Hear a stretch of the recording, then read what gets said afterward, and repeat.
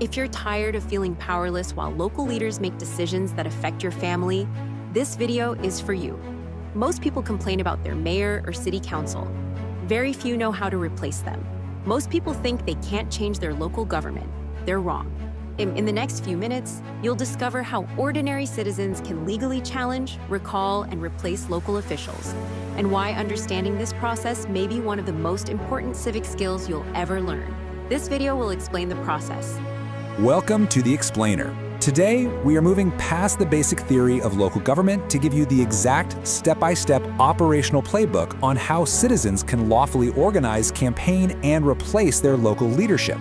We're going to make sure you walk away from this with a clear, actionable roadmap of exactly how local power works, and more importantly, how it actually shifts hands.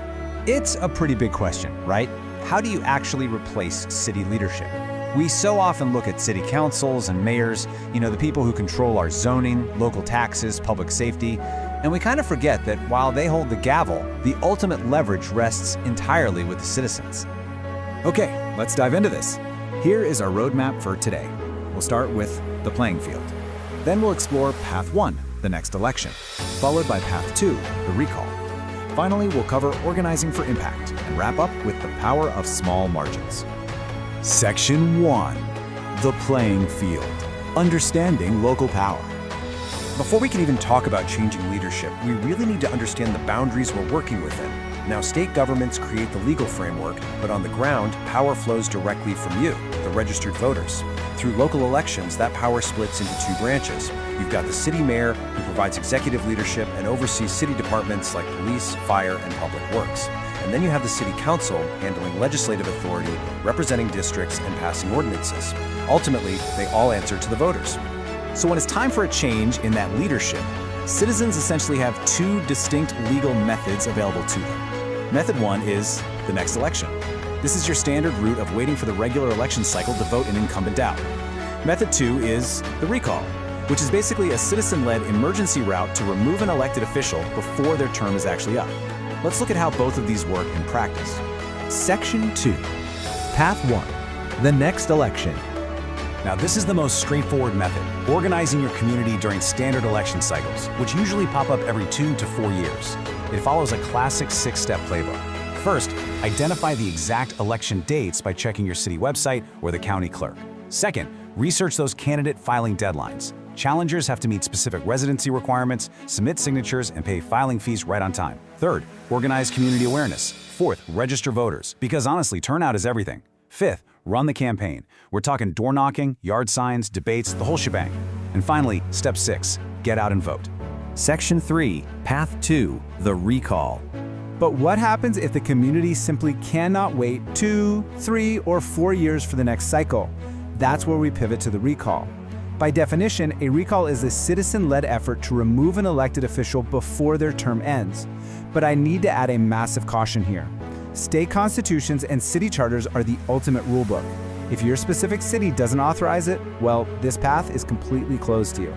But if it does, here's exactly how it works.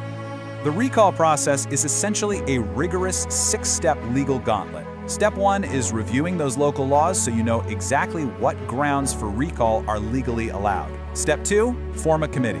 You absolutely cannot do this alone. You're going to need legal advisors, volunteer coordinators, and a solid communications team. Step 3 is filing the official paperwork, which includes campaign finance disclosures. Steps 4 and 5, without a doubt the hardest parts. Gathering and verifying thousands of signatures from registered voters. If, and literally only if, those signatures are verified for accuracy and residency, you finally reach Step 6, a special election is scheduled where citizens vote yes or no on removal.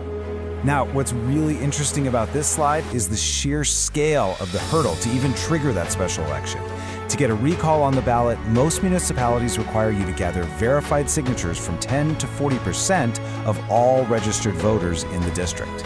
And you have a very limited, strict time frame to do it. Election officials will go through these with a fine-tooth comb and throw out duplicate signatures, non-residents, and unregistered voters. It requires incredible top-tier organization to successfully clear this bar.